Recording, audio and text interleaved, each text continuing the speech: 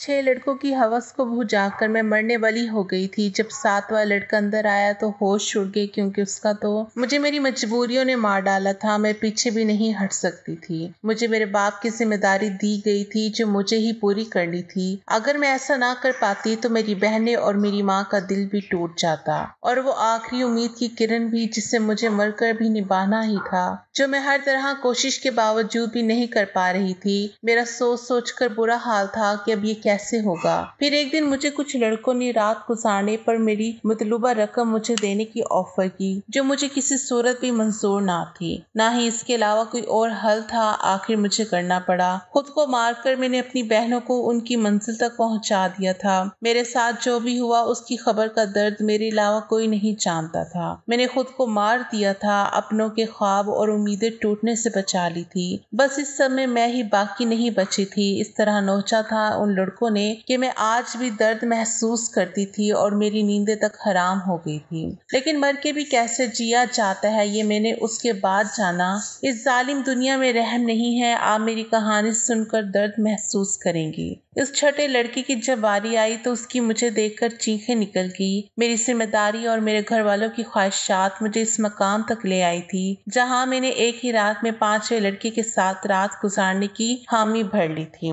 आम हालात में तो किसी लड़की के लिए ऐसा सोचना भी मुमकिन नहीं, लेकिन मैं जिस जगह खड़ी थी वहां मुझे ये फैसला करने में ज्यादा वक्त नहीं लगा था। वो सब सेहतमंद और तंदुरुस्त नौजवान थे जिनकी ताकत के आगे मैं कुछ भी नहीं थी। बिस्तर तक आने वाले दोनों नौजवानों ने ही लम्हों में ही मुझे काबू करके अपनी पूरी तरह हवस का निशाना बना दिया। ये पहली दफा था जब मैं किसी मर्द के लम्ह से आशना हुई थी। दूसरे लड़के के निकलते ही तीसरा लड़का भी कमरे के अंदर चला आया। मैंने एक गहरी सांस खारिज की। मैं थोड़ा वक्त चाहती थी, लेकिन वो कहने लगा कि इतना वक्त नहीं है, बाहर उसके और भी दोस्त लाइन में बैठे हैं। उसकी बात सुनकर मेरी आंखों से आंसू बह निकले। वो फौरन ही मेरे पास चला आया और मेरी आंसू को नजरअंदाज करता अपनी शिद्दतें मुझ पर बखेरने लगा। मेरे वजूद में बर्दाश्त की सख्त खत्म हो रही थी। मैं बार बार उसे खुद से दूर करने की कोशिश करती, लेकिन वो उतना ही मुझ पर हावी होने लगता। ऐसा लग रहा था जैसे उसे इस खेल में मजा आ रहा हो। मेरा धक्का देने पर भी वो पहले से ज्यादा जोश से मेरे करीब आया, इसलिए अब मैं उसे रोकने की गलती नहीं कर रही थी और खामोशी से खुद पर गुजरने वाली इस क़यामत को बर्दाश्त कर रही थी।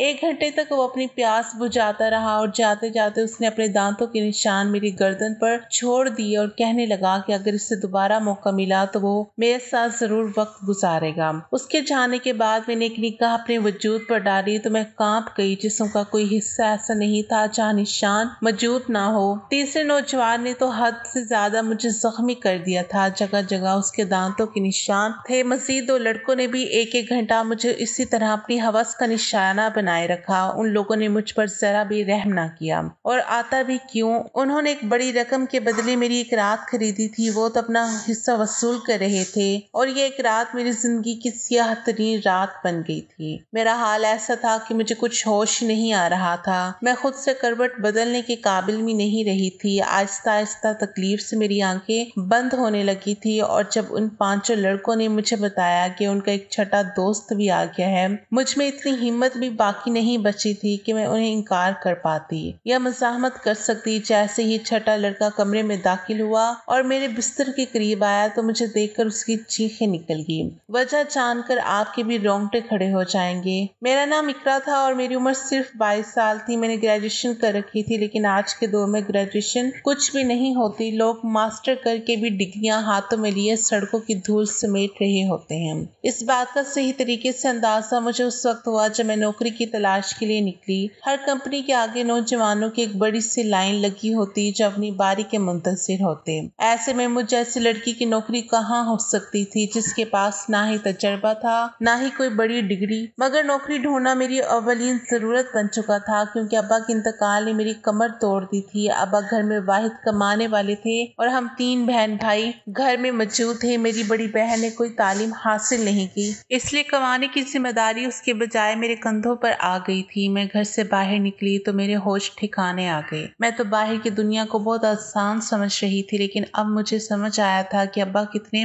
जतन करके हमारे लिए रोटी कमाते थे। मैं हमेशा ही अब्बा से इस बात पर नाराज रहती थी कि वो हमारी ख्वाहिशात पूरी नहीं करते। मेरी नाराजगी पर अब्बा का चेहरा हमेशा उतर जाता जाता है, बड़ी मोहब्बत से मुझे पुकार कर कहते हैं तो फिक्र ना कर, एक दिन तेरे भाग भी जाग उठेंगे। लेकिन मुझे वो दिन अपनी किस्मत में आता नजर नहीं आता था। और फिर एक रात अब्बा नींद में ही अल्लाह को प्यारे हो गए, और जब हम पर सुबह ये बात खुली कि अब्बा हमारे दरमियान नहीं रहे, तब हमें इस बात का एहसास हुआ कि अब्बा हमारे किस कदर अहम थे। जब तक वो हमारे सरों पर मौजूद थे, कम से कम दुनिया की हर बुरी नजरों और रोटी जैसी बुनियादी जरूरियात से महरूम नहीं थे। अब्बा के इंतकाल के कुछ दिन तक तो पास पड़ोस वालों ने, खानदान वालों ने हमारी मदद की, और फिर आहिस्ता आहिस्ता सभी अपनी जिंदगियों में मसरूफ हो गए। आज के दौर में कौन किसका पेट पाल सकता है। मजबूरन मुझे ही नौकरी की तलाश के लिए घर से निकलना पड़ा, और मुझे समझ आ गया कि औरत के लिए बाहर की दुनिया किस कदर मुश्किल है। किसी कंपनी ने मुझे नौकरी नहीं दी थी।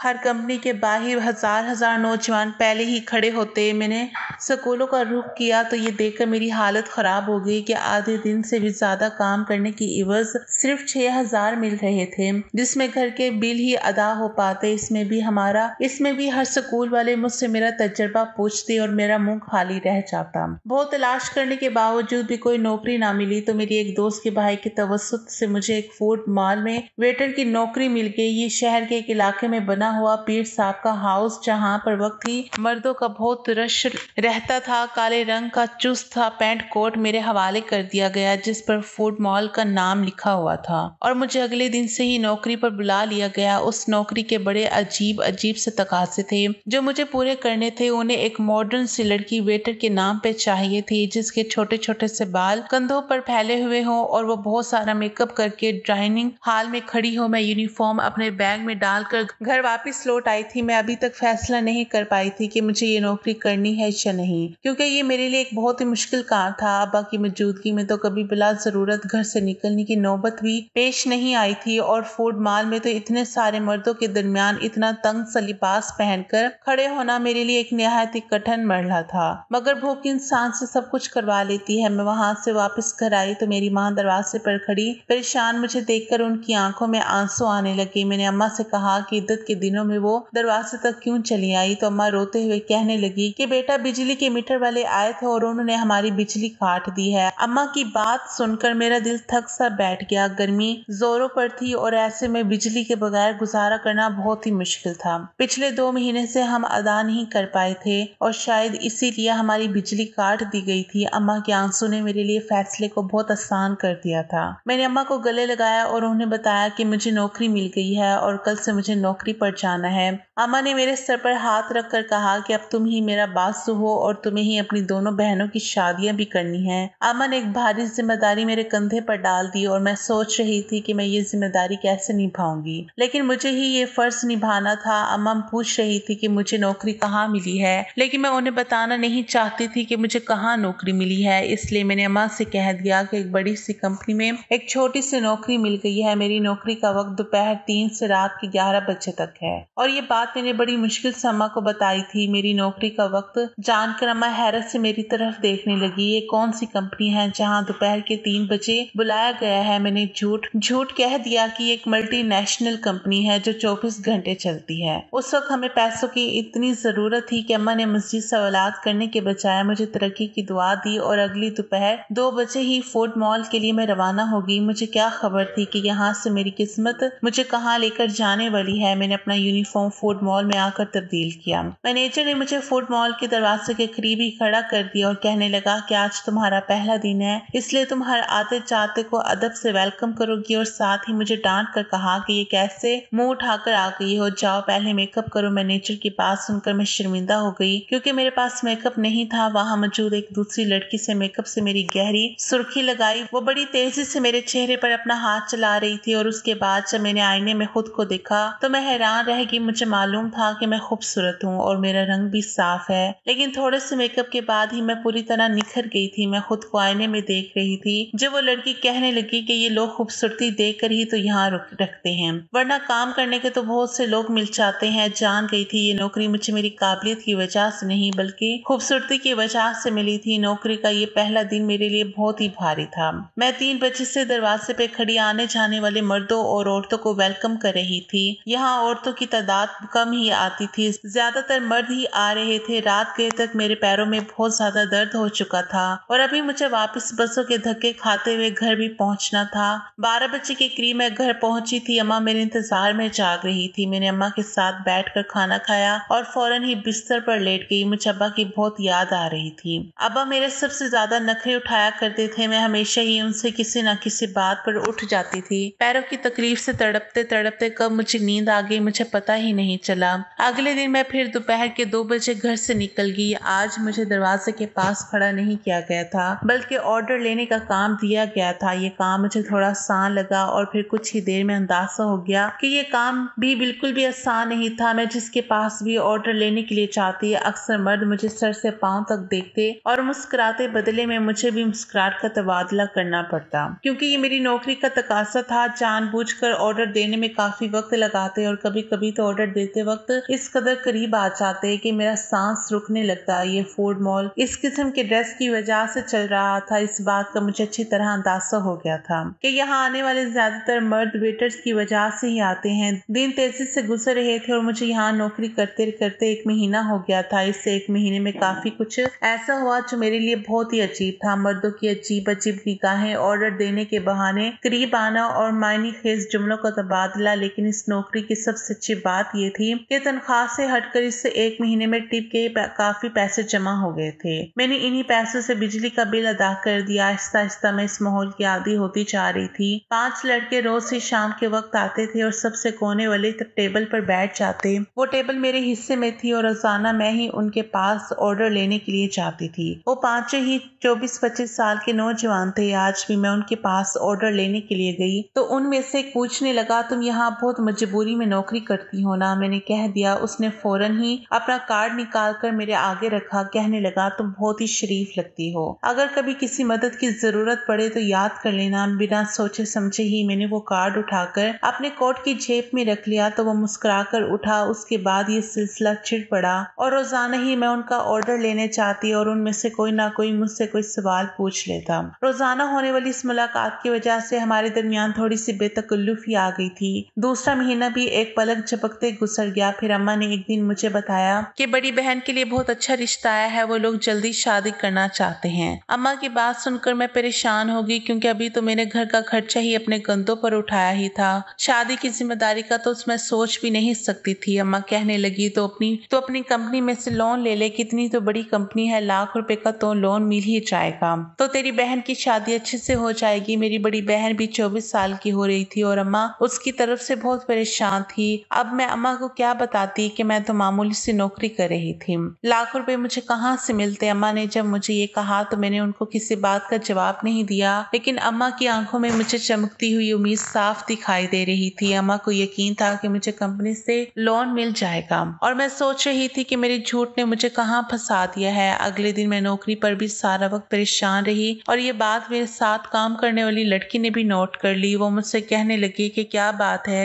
आज तुम बहुत ज्यादा परेशान लग रही हो। मैंने उसे बता दिया कि बड़ी बहन की शादी है और मेरे पास बिल्कुल भी पैसे नहीं है। मेरी बात सुनकर वो कहने लगी, तो इतना खर्चा करने की क्या जरूरत है, सादगी से रुखसती कर दो। उसकी बात सुनकर मैं सोच में पड़ गई। वो ठीक ही तो कह रही थी, इतना मसला बनाने की क्या जरूरत थी। घर आकर मैंने अम्मा को भी यही मशवरा दिया कि वो सादगी से बहन की रुखसती कर दे, लेकिन मेरी बात सुनकर वो कहने लगी, हर किसी को हमारे मसाइल का इल्म नहीं है। लड़के वालों ने पहले ही जहेज के नाम पे एक लंबी लिस्ट थमा दी है और अगर मैंने खाली हाथ तेरी बहन को रुखसत कर दिया तो इसके ससुराल वाले सारी जिंदगी भर इसे बातें सुनाते रहेंगे। अम्मा की बात सुनकर मुझे गुस्सा आ गया। मैंने कहा कि ऐसी जगह बाजी की शादी करने की जरूरत ही क्या है। मेरी बात सुनकर अम्मा नाराज हो गई। कहने लगी, अल्लाह अल्लाह करके तेरी बहन का एक अच्छी जगह से रिश्ता आया है और तू उसमें भी नुक्स निकाल रही है। अगर आज तेरा बाप जिंदा होता तो मुझे तेरी मिन्नतें ना करनी पड़ती। वो खुद ही अपनी बेटी के लिए कैसे भी करके रकम जमा कर लेता। अम्मा की आंखों में आंसू आ गए थे और उनकी बात ने मेरा दिल भी दुखा दिया। वो ठीक ही कह रही थी कि अगर आज अब्बा जिंदा होते तो वो किसी भी तरह पैसे जमा कर लेते। मैंने अम्मा को गले लगाया और उनसे वादा किया कि मैं जल्द ही पैसों का इंतजाम कर लूंगी। खुद भी नहीं जानती थी कि इतने सारे पैसे मुझे कहाँ से मिलेंगे। बाप का साया वाकई औलाद के लिए बहुत बड़ी नेमत होता है। वो अपनी जान पर खेलकर औलाद को जिंदगी के सुख देता है और मेरे लिए अपने बाप की जगह लेना बहुत मुश्किल था। दिन यूं ही परेशानी के आलम में गुजर रहे थे। मैंने फूड मॉल के मैनेजर से पैसों की बात की थी, लेकिन मेरी बात सुनकर जिन नजरों से उन्होंने मुझे देखा था मैं खुद इस जमीन में गड़ गई थी। मैं ऑर्डर लेने गई तो तो उनमें से एक लड़के ने कहा, क्या बात है, आज तो आपका चेहरा बिल्कुल ही उतरा हुआ है। उसकी बात सुनकर न जाने क्यों मेरी आंखों में आंसू आ गए। वो बार बार इसरार करने लगा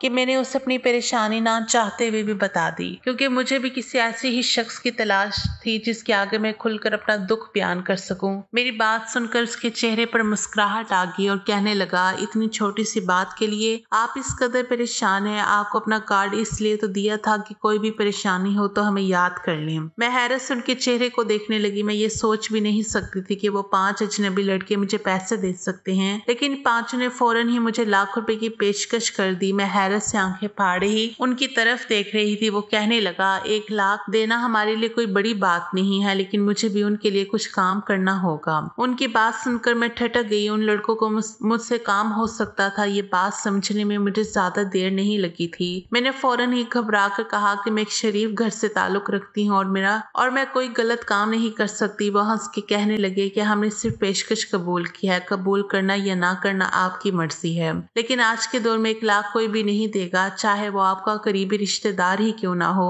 बात तो उनकी भी बिल्कुल ठीक थी, लेकिन मैं अपनी इज्जत गिरवी रखकर लाखों रुपया हासिल करना नहीं चाहती थी, इसलिए मैंने साफ इनकार कर दिया। मैं हालात से पूरी तरह थक चुकी थी और ऐसी ही थकी हारी जब लौट कर घर आई तो मेरी अम्मा और बहनें मेरी मुंतजिर थी। अम्मा ने बताया कि बाजी के ससुराल वाले 1 महीने बाद ही शादी करेंगे और साथ साथ छोटी को भी अपने छोटे बेटे के लिए लेना चाहते हैं। इसी तरह एक खर्चे में 2 शादियां हो जाएंगी। छोटी के रिश्ते का सुनकर जहां मुझे खुशी हुई थी, वहीं 1 महीने का वक्त सुनकर मेरी जान निकल गई थी। पैसों का कोई इंतजाम नहीं हो सका और अम्मा मुझ पर उम्मीद बांधे बैठी थी। मैंने एक नजर अपनी बाजी के चेहरे पर डाली, जहाँ बहुत अरसे बाद मुझे खुशी नजर आई थी। मैं बाजी के ससुराल वालों से मिली थी। वो लोग वाकई बहुत अच्छे थे, लेकिन आज के दौर में सादगी और बगैर जहेज के कौन दुल्हन रुखसत करवाता है, वो भी इस माशरे के अफराद में। अपनी बहनों की खुशियों को हमेशा कायम देखना चाहती थी। मैंने अम्मा से कहा कि आप शादी की तारीख पक्की कर दे, मैं पैसों का इंतजाम कर लूंगी। मेरी बात सुनकर घर में खुशी की लहर दौड़ गई थी, मगर वो लोग इस बात से बेखबर थे कि ये खुशी मेरी जात की बर्बादी के बदले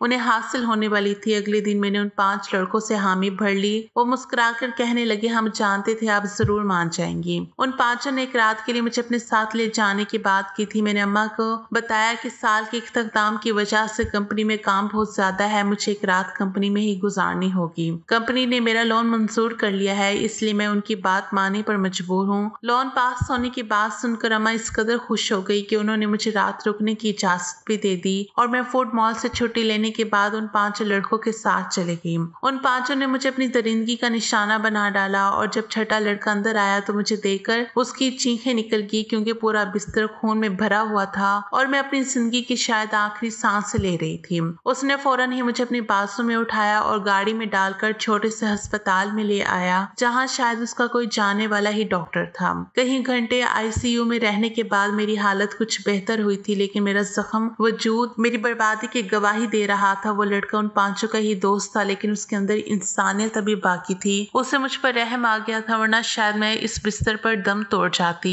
मैंने अपनी अम्मा को फोन करके बता दिया था कि मेरी कंपनी से छुट्टी नहीं हुई है। मेरी हालत पर रहम करने वालों ने मुझ पर मेहरबानी कर मुझ पर एहसान किया था, जिसने मुझे जिंदगी बख्श दी थी। उसे देखकर मालूम हुआ था कि उस दुनिया में अभी भी कहीं कहीं इंसानियत बाकी थी। मैं इस बात पर शुक्रगुजार थी कि मुझे अभी और भी जिम्मेदारी संभालनी थी। मैं उस शख्स से आंखें भी नहीं मिला पा रही थी। अल्लाह किसी को कभी इतना मजबूर ना करे कि उसे ऐसी क़यामत से गुजरना पड़े। एक और एहसान किया गया था मुझ पर। उस शख्स की तरफ से उसके प्लाजे में बाइज्जत नौकरी कर सकती हूँ। जैसे ही सेहत संभल जाए मैं वहाँ जा सकती हूँ। इस एहसान का बदला भी अल्लाह ही उसे दे सकता था। मैंने अल्लाह का शुक्र अदा किया और खुद को संभालने लगी और घर की तरफ रवाना होगी। दोस्तों, आपको हमारी कहानी कैसी लगी? अपनी कीमती राय से हमें जरूर आगाह कीजिएगा और मज़ीद नई कहानियाँ सुनने के लिए हमारे साथ रहिएगा। आपका बहुत शुक्रिया।